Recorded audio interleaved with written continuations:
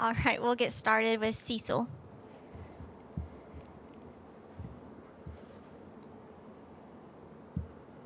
Hey, Chris, thank you for doing this. Of course. You you seemed enthusiastic about having a question for Phil. And do you see media in your future after your football career? And has anybody explained to you exactly how much media gets paid?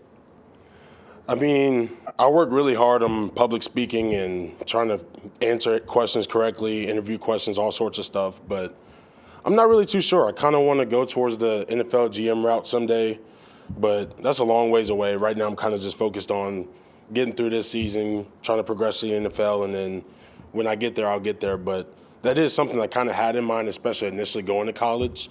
So I've had a lot of practice at it. Nick Kelly.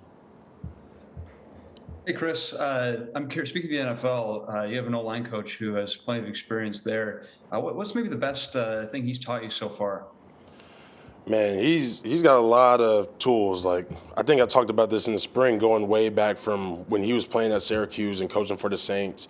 But he spent a lot of time with the centers just breaking down the techniques because we had a little bit of flaws in our technique, especially from last year. So being able to break down each step, whether it's run game, pass game, zone blocking, anything, looking at second level, third level defenders, all types of stuff. But he has so many weapons, and we're grateful that he's in the building because we get to utilize those every day against a really good defense.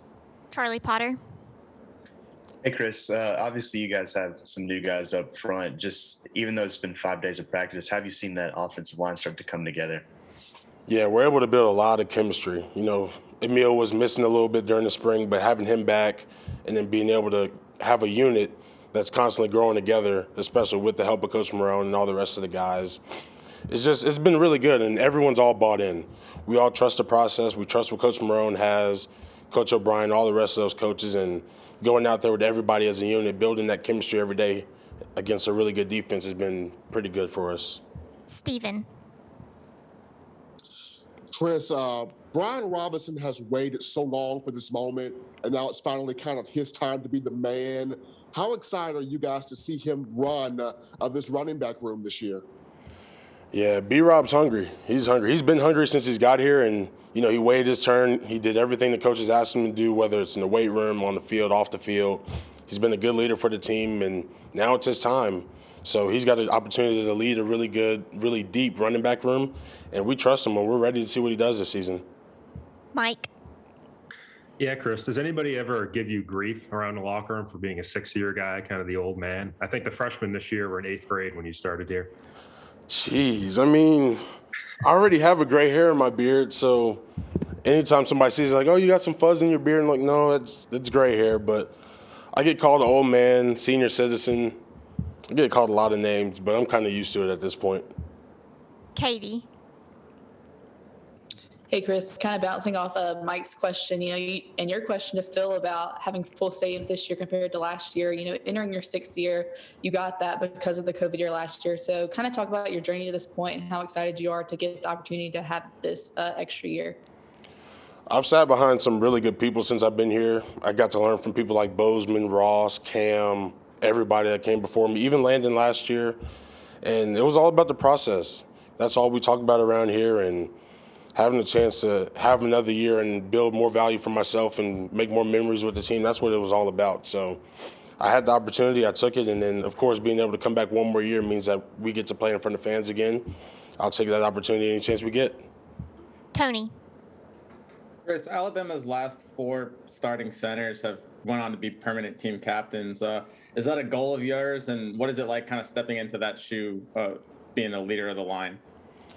I mean, it's something I think about every now and then, but my goal is just to help us win games. If that comes along with it, then, so be it. But I don't really think about I want to be a captain at the end of the year. I want this, I want that. Everything's about just winning, because as long as we win as a team, then all the personal accolades will come along. So I just focus on winning pretty much. Charlie. Yeah, Chris, you've obviously been through several of these preseason scrimmages. Just what is the significance and importance of this first scrimmage, just in terms of creating an identity and team progress as a whole?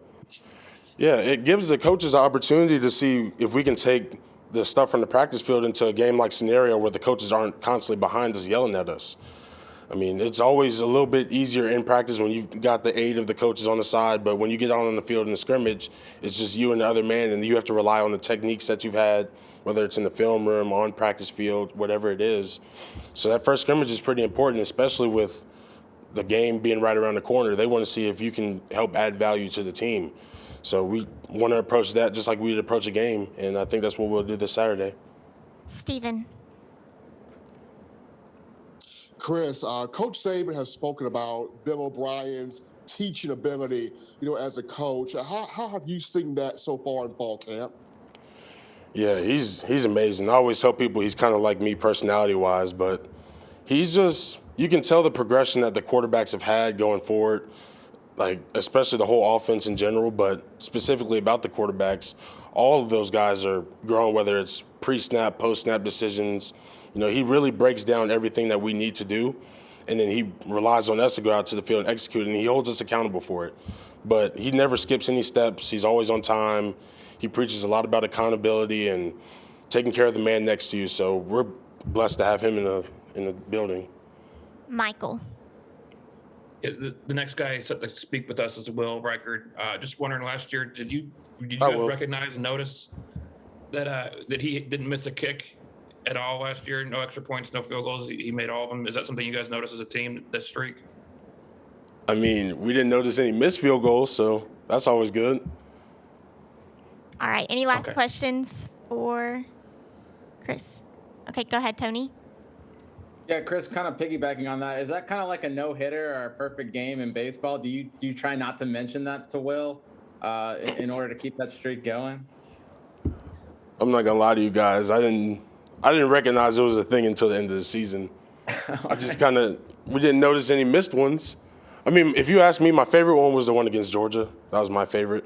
But no, I didn't notice he hadn't missed any field goals till the clock hit zeros in the championship game and we got on the bus. Thanks, man. Thanks, Chris. You guys have a good one.